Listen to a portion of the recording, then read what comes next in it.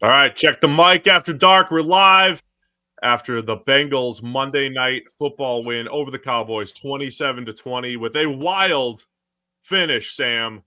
Bengals with the game-winning touchdown, Joe Burrow to Jamar Chase, but the story is that the Cowboys block a punt, stop the Bengals, block a punt, and then touch the punt. Bengals recover, get the ball back in Leon Lett-like fashion. Leon Lett, Thanksgiving snow game fame. Very similar here for the Cowboys in primetime. Yeah, though, Chris Collinsworth was on the Manningcast there and was pointing out that nobody on the field was alive when Leon Lett did that. Like, nobody I know. knows what you're talking about. Like, Peyton Manning's there going, "Did we learn nothing from the Leon Lett thing?" Nobody has any idea who you're talking about when you're saying Leon Lett. So now it's a former friend of the show, Amani Oruwariye was the guy that goofed. They were close to the Dallas sideline, right? That was their sideline rather than Cincinnati sideline. I didn't The notice I specifically. think it was, but either way, the Dallas special teams coach Fossil was like screaming, "Get the hell away from the ball!" And then Oruwariye tries to field it, doesn't Man, manage to field it, and yeah, that's a catastrophe right there. it would be interesting to know how many people were alive. Certainly, it was 1993, 31 years ago.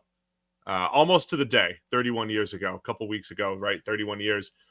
So how many people were alive? How many people, would have remembered the Leon Lett game? Also, it was snowing in Dallas on Thanksgiving that day. Amazing. So yeah, it was, yeah, not the most eventful game, with two teams mostly out of the playoff picture. I saw you tweeted out earlier, Bengals with a win now have a 3% chance of making the playoffs. Dallas would have been 2% had they won per ESPN's analytics. But we had the Simpsons game. I tuned into that a little bit. You had the Manningcast. Chris was on there. Chris did a great job. Andy predicted the final. He did predict the Jamar Chase game-winning touchdown. And he had the traditional broadcast, all sorts of ways to consume this game. Yeah. The prediction, I mean, he was very happy with the prediction. It was like a walk-off mic drop for him. It was, I think, a fairly, you're picking the favorite at that point, right? If Jamar Chase will score a touchdown, given that he basically was the Bengals offense, right? 18 targets, 14 catches for 177 yards and 2 touchdowns, including that one.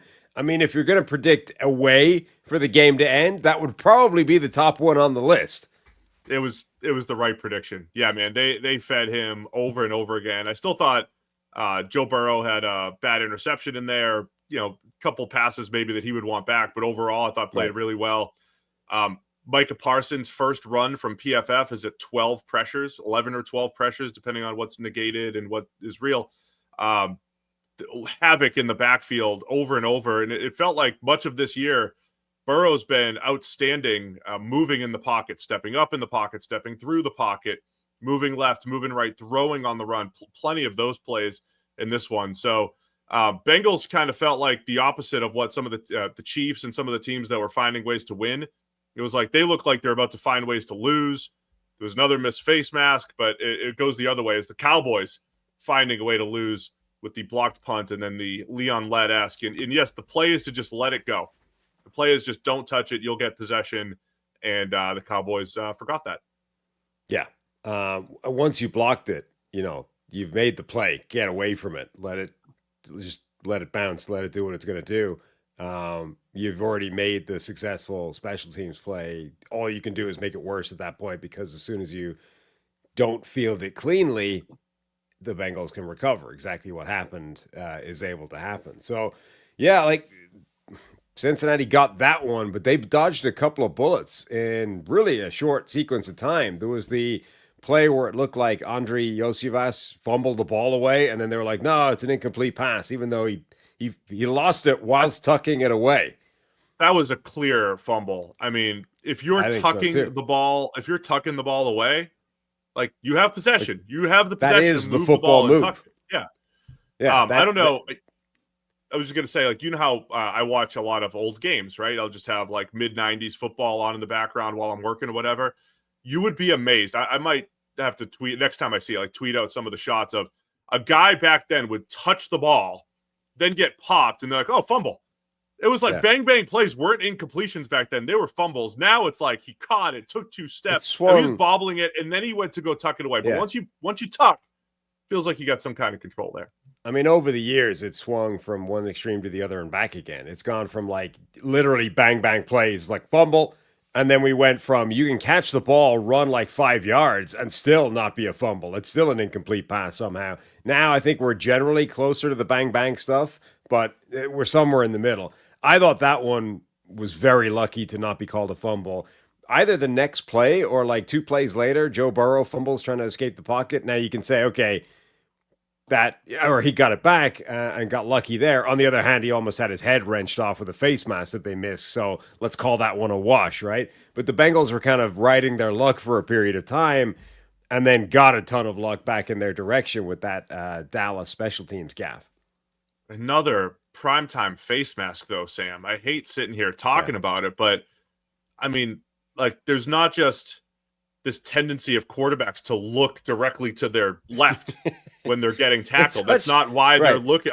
They're not looking to throw. I mean, they're getting their head torqued by someone.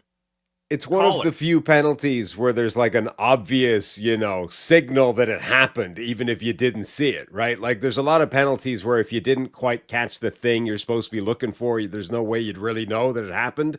The face mask one, it's like when the guy is running in one direction and then all of a sudden his head does this. The chances are it was a face mask. Even if you didn't see it, like just put 2 to 2 together and throw the flag. Yes. I mean, I feel like the adjustment this offseason, I could see Dean Blandino advising people this offseason.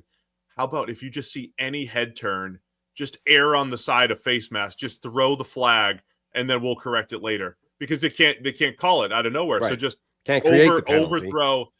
overthrow the potential face mask flag, talk about it, get help from New York and say, there wasn't a face mask. That was shoulder pad. That was nothing. Right. That'd be fine if you do it quickly. That's the other reason it's so dumb. Like, even if you don't see the face mask, there's an obvious signal that you missed the face mask when his head gets wrenched to the side. So throw a flag, at which point New York can now get involved and say, no, idiot, he didn't touch his face mask, pick it up again, right? But if you don't throw it, they can't get involved. It's like the reason that they let those plays play out, right? When it's like, is that a forward pass? Is it a fumble? Almost always now they let it play out, let him get to the end zone, because if you rule it the touchdown, it automatically gets looked at, right? So let it play out and let New York or let the replay get involved, as opposed to, I don't think it was a fumble, but if I call that, we screw up. The face mask thing, just throw the flag. If it's not a flag, you can pick it up. If it is a flag and you didn't call it, you've screwed up the play. Yeah, feels like an easy enough solution. The Bengals are 5-8 now.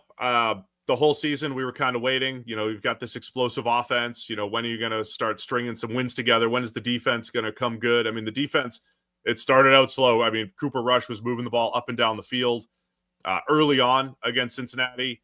I thought he played well early, and then, kind of hit a lull toward the middle of the game. They ran the ball pretty well with Rico Dowdle.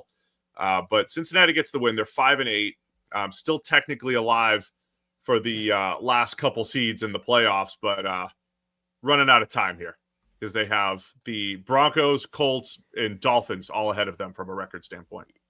Yeah, I mean, technically they're alive, but like I said, it was a 3% chance, so they're still dead. I mean, this game... Something to talk about here. Looking for something to talk about. This game...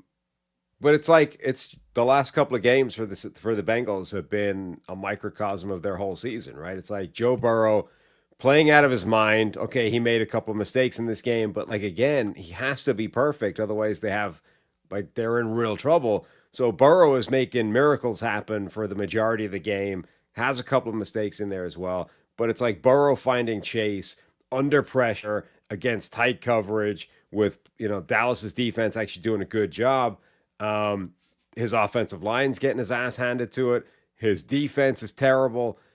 It's like they're bad. They're too bad in a bunch of critical areas, so that even with Burrow playing, overall this season at an MVP level, they're not going to win enough games probably to get to 500, let alone make the playoffs. And I know they end up giving up the game-ending touchdown and everything. But look, Jamar Chase is just awesome. But Dallas's defense started to show signs of life as well. We've seen Micah Parsons look really good these last few weeks. As I mentioned earlier, 11, 12 pressures in this one. You get Deron Bland back out there healthy. They're finally getting healthier as well. And I thought they played pretty well overall tonight against tough Bengals offense. Yeah, I mean, obviously Micah Parsons coming back makes a huge difference. Bland in the secondary, definitely getting healthier, but they then go and lose Demarion Overshown to an injury where he was ruled out very quickly, which doesn't exactly bode well. Didn't look great at the time when he did it, and then they almost instantly ruled him out of the game, which tends to be an indication of... What was the injury again? I just saw him walking knee injury. Off. Yeah. So yeah, not great. That could be costly for them. I mean, their season's dead as well, so who cares? But that could be costly for him in terms of being out the rest of the year. Yeah, Overshown, we talked about him a couple weeks ago. A lot of people have been raving about his, length, speed, explosiveness. He had that awesome pick 6 on Thanksgiving. So that would be a tough loss for Dallas. Micah Parsons, by the way, I think he looks like he just walked straight off the field. Looked frustrated, obviously. It's tough. Another interesting note that Chris had that, he just got from the pregame interview that I didn't catch, but he brought it up on the Manningcast, was that Micah said, hey, he wants to be a Cowboy for life. I don't care about the difference between 30 or 40 million. Will be interesting to now. His agent probably, I assume he has an agent and it's not just himself. Right. Probably hates that, of course, but Sure. Maybe he's repping himself. I don't know.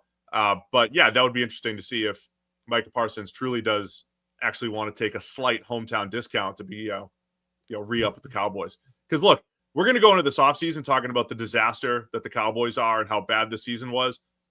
It's not that far off from the 12-win team that they were each of the last couple seasons. There's still a good enough foundation in Dallas. They just have to shore up some other areas this offseason. Yeah. But the other thing is, I mean, so they were making Chris was saying, like, if that's true, Jerry will do that deal tomorrow, right? Get him signed for pennies on the dollar. On the other hand, we know that Jerry, that's not what he wants. Jerry wants the news. Jerry wants the media. Jerry wants the story about the drama of Micah Parsons and his contract dragging out until the last possible second.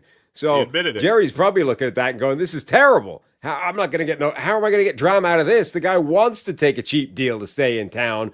Like how can I turn this into a media storm and a furore? Oh, yeah. He will absolutely drag it on as long as possible. Does Micah not know that's how Jerry's going to work here? Were you able to catch any of the Simpsons broadcast? No, I didn't see any of that. What was that like? It was a lot like it was on delay a little bit, so they could, if they knew the ball was going, like the Chase Brown touchdown, I think they put Lisa in to catch the Chase Brown little swing pass where he darted up the sideline. So they knew they were a little delayed. They knew when there was a big play. And so they'd put in, one of the main characters to catch a touchdown, or it was Homer picked off Bart on the Joe Burrow interception. Homer was playing safety, so he picked him off. And the kid's I know he doesn't look like he's fit to, play safety at all. No. So yeah, it was good. It was entertaining. I felt like it was Dano and Mina. They were trying to find this balance. Like I think it's for kids. It's got to be simple. And, Dano's got to be like, man, they're running mesh, and he's got to get to the backside on mesh and read it out this way. You could tell that he wanted to get into the nitty gritty. And he's like, a slant is an angled route, So Booger, that happened to Booger last year on the Toy Story game. You could tell he wanted to talk football, and he was like, that's an out cut. They run straight and then out. Dan immediately strikes me as quite an awkward combination with that, Dan, it's for kids. It's got to be like dumbed down cartoon level. And meanwhile, he's there, with VR breaking down route concepts and like, oh yeah, doesn't feel like his natural habitat. He's in his element with the VR. Like, all right, I'm Josh Allen. Here's what I'm seeing. Let's go. People don't realize too how much a producer's in your ear. I can imagine the producer's like, for kids, Dan, for kids, it's kids watch. It's also like late at night on a school night. I don't know how many kids are actually watching, but no, it was fun though. I thought it was entertaining. My kids watched for a little bit, and it's cartoons, so they liked it. But it was just like the Toy Story one that they did, where whenever same idea, right? Just the whole thing done up with like the fake cartoon graphics. Same exact thing. It's funny because I know you're always a Manningcast guy, right? Are you strict Manningcast when it's on? I was for a while, and then I went back to the regular broadcast, not for any particularly good reason. I just that's just where I clicked onto it for a few times, and this is actually the first time I'd been back to the Manningcast for a while. Because I feel like I lose the drama of the game watching the Manningcast. You don't get the crowd. You don't get the normal. You get Peyton's reaction. Like, they have reactions and everything, but it's not the same. I don't know. I feel like I'm watching that, and before you know it, it's like, oh no, 3 minutes left, final drive. You don't get the same kind of setup that you get with a traditional broadcast crew. So I tend to lean traditional. But on the upside, you do get to stop listening to Joe Buck. So, there's swings and roundabouts. So much hate for poor Joe Buck. I think he's fine. Joe Buck's fine. He's fine. Yeah, he's not, though. You hate every announcer, pretty much. I don't. That's the thing. I really don't. I only hate a few of them. You only like Greg Olsen, which is Greg fair. Olsen's really good. He's not the only one. I mean, if you look, I can solve the whole thing. We just put Greg Olsen with Kevin Harlan, and then we have a great announcing team, and they do all of the important games. What a crew. What a crew they would be. So, all right, let's take any questions we have here. Any questions? Any last thoughts before we get out of here on Monday Night Football? Bengals get the win. Couple 5-8 teams here, Bengals and Cowboys. Charles Davis is good friend of the show. Yeah. Do you think his Christmas tree still alive? That thing was up 3.5 months ago. Charles Davis. I'm sure he's been watering that thing daily. We were working on merchandise designs. So we have merch up in the store right now, just the standard kind of check the mic merch that you can get before Christmas. We are working on Shouty Show design. So we currently have a couple of them in the hopper. I've been soliciting feedback on the Discord. There's a thread in there that you can give feedback to. But as far as I could tell, I was checking this. There doesn't appear to be any limit to like the number of designs we can do. So we could just throw them all out there and see unlimited designs. Let people vote with their wallet. I like it. Yeah, the couple of the Shouty Show designs starting to come together. They are starting to come together. So if you want to rep the anti-Shouty Show podcast that we are here, I think we'll have some options for you. We'll have some options. What else we got here? We got this question came last night. Could Damar Hamlin still win Comeback Player of the Year? It's his first year starting. He's like, they keep every now and again they throw up, the odds, like the top 10 most likely players. He's on the odds, like he's like sixth or something in terms of favorite to win the thing, which to me seems utterly insane. It makes it look so much worse. Like, you came back from death one year and didn't win it, and you came back from being a backup to a starter, and that's what made you win it. I don't think right. So. It seems to me utterly absurd for him to be even getting votes, let alone winning it this year. But here we are. Autopsy videos. Wednesday show. I believe we're talking Raiders this week, and we're working on final. What did we settle on for Wednesday? We doing O-line this Wednesday? We are doing O-line rankings. We are having Brandon Thorne on to talk some O-line rankings as well as his sack charting data.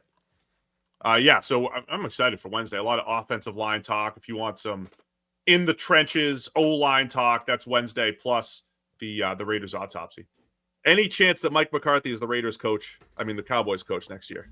Maybe the Raiders coach, everybody connected with Dallas seems to want him back. Like Dak's been campaigning for him to keep his job. Troy Aikman is out here saying, you're not going to find a guy with a better resume than Mike McCarthy. Let's bring him back. Everyone wants him. I mean, at some point, it's not like at some point, the Super Bowl he won back in the Leon Lett era is kind of irrelevant for what he's going to do next year. And if things are falling apart in Dallas, like I don't know. His contract is up. I can't imagine voluntarily bringing him back at this point. I don't know if change for change's sake is the way to go. Like, when Jason Garrett was done with the Cowboys, it felt like it was time, maybe 3 years late with Jason Garrett. Like, they needed a change. McCarthy's thing, like, are we going to say the same thing about the Dolphins in a year? I keep picking on the Dolphins. They beat up on the bad teams, and it's like, when are they going to get over this hump? It's a get over the hump in the playoffs question for Dallas. Now, this year has been a disaster. and you had Dak's injury. But who knows? Maybe they could have come out of it if Dak stayed. And they had a lot of injuries here. They had no edge rushers for a couple weeks and everything. So I think there's more of a chance than I thought coming into the year.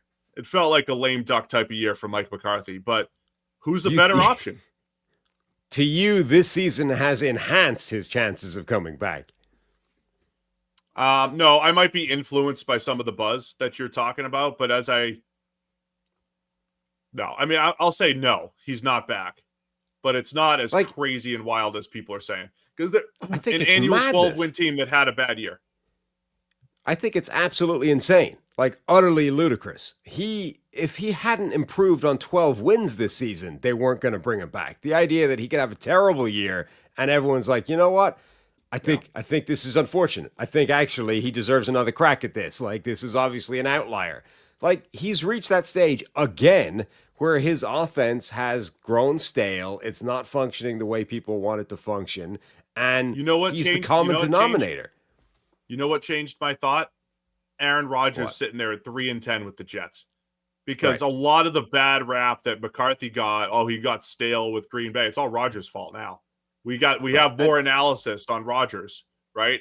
So that would be the only thing in your favor, is going back and saying maybe it was all Rodgers' fault in Green Bay when it got sour. They're both the same person. Done it. Yeah, McCarthy's done a good job in Dallas overall. But they're both out here.